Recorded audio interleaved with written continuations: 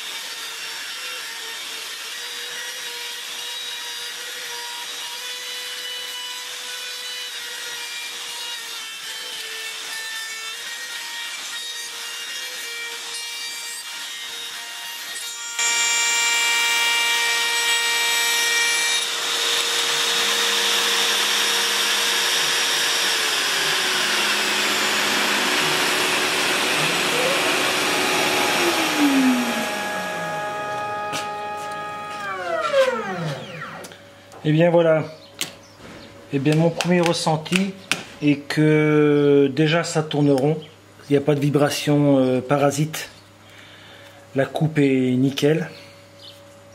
Bon, ça c'est le bois hein, qui est comme ça, hein, c'est pas flambé. On peut voir à l'intérieur, hein, c'est propre, c'est nickel. Les petites traces habituelles je dirais, mais sinon rien à dire. Hein. L'outil s'est très bien comporté, la vitesse est relativement agréable.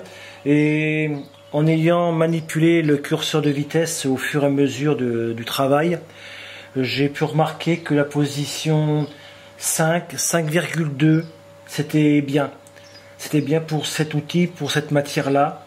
Maintenant, à confirmer dans d'autres matières, comme le chêne, le plastique et autres. Voilà.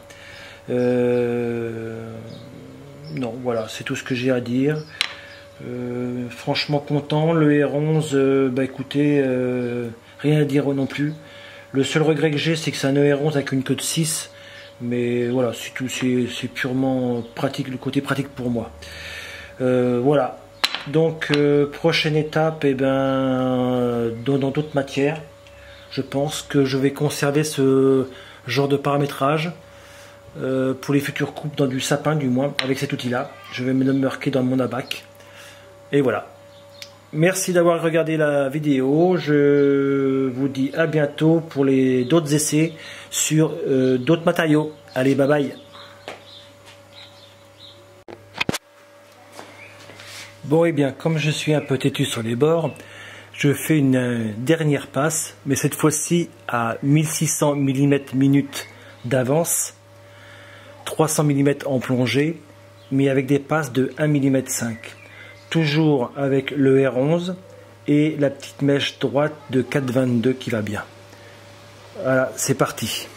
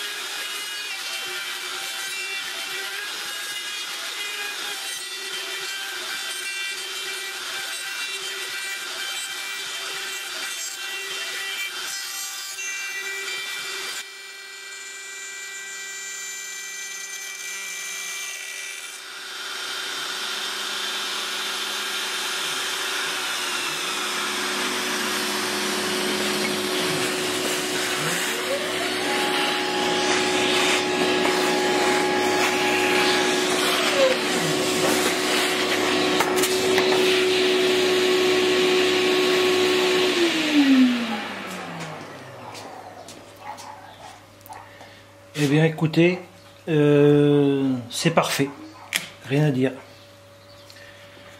Les bords sont bien lisses. L'intérieur, on peut voir, c'est nickel. Non, je suis agréablement surpris. Donc j'ai volontairement diminué la hauteur de passe de 2 mm sur les autres gravures à 1 mm pour 1 mm 5 pour celle-ci, pour assurer le coup au niveau de l'outil ou je ne sais trop quoi. Mais franchement, à part quelques petites bavures là, et encore c'est peut-être par rapport à l'ancienne coupe, j'en sais rien, parce que vu qu'elle était comme ça la pièce, mais c'est certainement par rapport à l'ancienne coupe. Franchement, très bon boulot. L'outil toujours aussi nickel. Les vibrations, rien du tout. Vitesse de réglage de la Makita 4,5, 5, j'essaie de varier un petit peu, mais c'est le 4,5, c'est la bonne vitesse. C'est la bonne vitesse pour ce genre de travail, sur ce type de matériau, à cette vitesse-là. Non, franchement, là, ouais, là, je suis épaté. Je pensais que les vitesses étaient beaucoup trop importantes, et puis en fin de compte, non, c'est même plutôt l'inverse. C'est pas facile à comprendre pour moi. Je suis pas du métier, mais franchement, ouais, non, très très bien. Très très bien. Impeccable. Et ben voilà, ce coup-là, c'était le dernier essai, pardon, sur le sapin. Ce coup-là, c'était le dernier essai sur du sapin. Prochaine étape, je vais tenter le chêne, dans les mêmes conditions. Allez, au revoir à tous, bon courage et à bientôt pour de nouvelles vidéos.